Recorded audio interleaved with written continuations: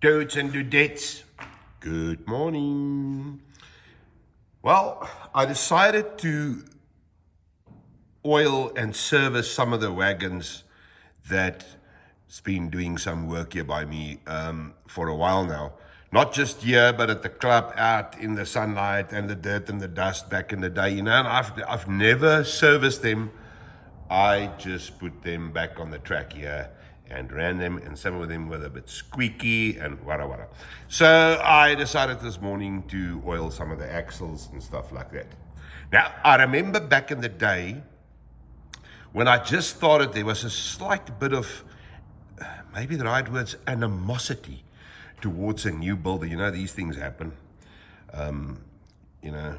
Protecting your terrain and stuff like that. But anyway, so there was a discussion because I wanted to put my stuff on roller bearings, and some said to me, but it's overkill, it's not necessary. If you run a bush bearing on your axles, it's exactly the same thing. The difference is negligible. And I did a test back then, about 4 or 5 years ago, where I hooked up 5 bush bearing wagons and 5 bearing wagons, and I checked it on an analog volt meter that I had here, and 6 volts could move the bearing ones, and more than double that over the same track moved the bush bearings, and that to me was enough. But it was still, my biggest thing is, before I go into the pros and, why I did it was this. I just oiled this and ran it a bit. This is on bushes. All right. So if you look at that very free running there, you push it back because it's a bit of uphill here. See, it runs. There's no binding or whatever. But if you look at a bearing wagon, this one is brand new. I'm still built this. While it's built, 2 things happen. Do you hear how much quieter it runs on the rail? Hear that? Hear this? Don't know if you can hear it on the phone, but it's much quieter. And then there's the running. Okay, bye. Bye-bye. Bye-bye. Bye-bye. It's probably going to run into the Transcaroos. Bye-bye.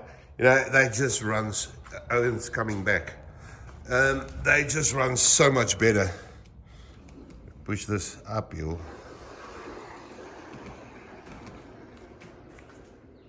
Yes. However, to me, okay, that's a bread. There it goes again. Okay, cheers, man. Nice knowing you. Well. Now, that's a new one. So here's one. This wagon was one of Carl's that I bought many years ago when he just started.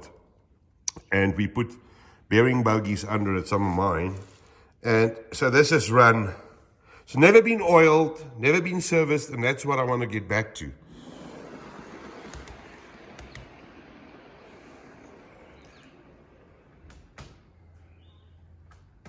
And there it goes. And then it drove into something. It actually went over a track that's not even connected yet. Lekker julle. Yeah, you see, so they're much smoother running.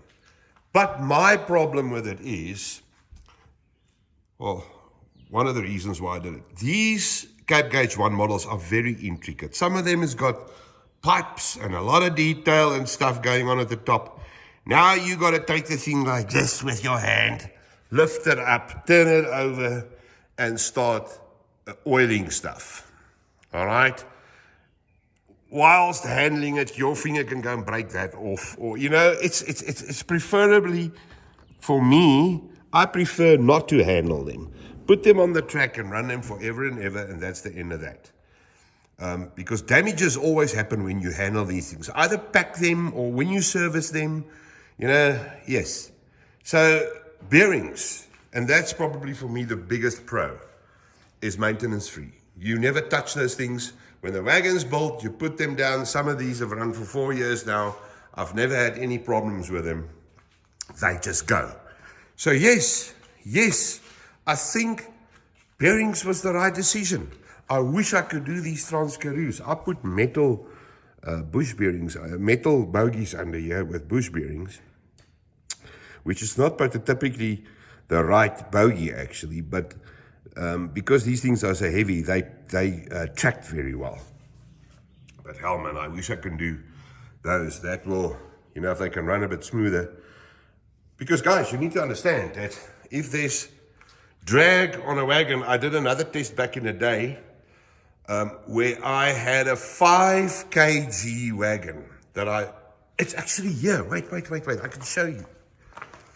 Yes, this right here, that's it. This thing, that's the Clarkson Vapor Van. And because you got the whole Transcaroo next to it, and that thing needs to run right behind the Locust, it's just one of those things. And because it had to now pull the whole consist, it tended to pull over and fall over and derail and whatever. So Rickers, in his wisdom, loaded about 4.5 kgs into that wagon. So that wagon, as it stands there, is heavier than one of the driven locos probably. It's hell of a heavy. And I removed the axles, the bogies, and put my own ones in with the bearings. And I thought, this is why I've never run this, because I thought, yes, to put this now in the consist with all this weight as it is, what's going to happen? I ran it the whole night last night, never one derailment, it just runs with. Point I'm trying to make is I used this wagon before and after the bearings with the same voltage meter, and it was like, again, double to pull the non-bearing bogies. And this is the point I'm trying to make. If you have a lightweight coach or a wagon, but it doesn't want to run, or there's something holding it back, it's 10 times worse than a wagon that weighs 3 times that, but it's free running. The biggest drag in a consist is stuff that's not freewheeling, something that's catching or whatever. And it does that.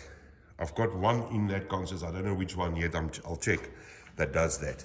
So yes, just a quick one, dudes. Okay, we speak later. Goed julle oukies, tot ziens.